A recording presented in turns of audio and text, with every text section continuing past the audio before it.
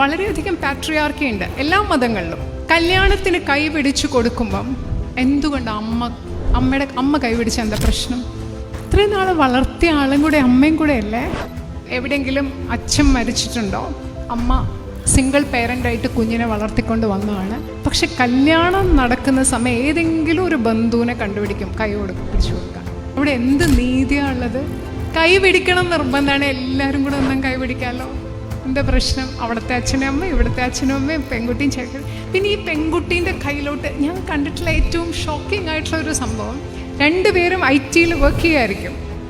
ചിലപ്പോൾ ഈ പെൺകുട്ടിക്കാർക്ക് ഈ പയ്യനേക്കാൾ കൂടുതൽ സാലറി, എന്നാലും ഈ പെൺകുട്ടിയുടെ കൈ പിടിച്ച് പയ്യൻ്റെ കയ്യിലോട്ട് കൊടുക്കും. നീ നോക്കിക്കോ, ലോജിക്ക് ഉണ്ടോ? ഒരു കാലത്ത് ചിലപ്പോൾ ലോജിക്ക് ഉണ്ടായിരുന്നിരിക്കാം, ഇന്നത്തെ കാലത്ത് അതിൻ്റെ പിന്നിൽ എന്തെങ്കിലും യുക്തി ഉണ്ടോ? റാഷണൽ സയൻസ് ഫോറത്തിൻ്റെ ഭാഗമായിട്ട് ചിന്തിക്കുമ്പോൾ യുക്തിയില്ലാത്ത കാര്യങ്ങളൊക്കെ നമ്മൾ മാറ്റി വെക്കണ്ടേ?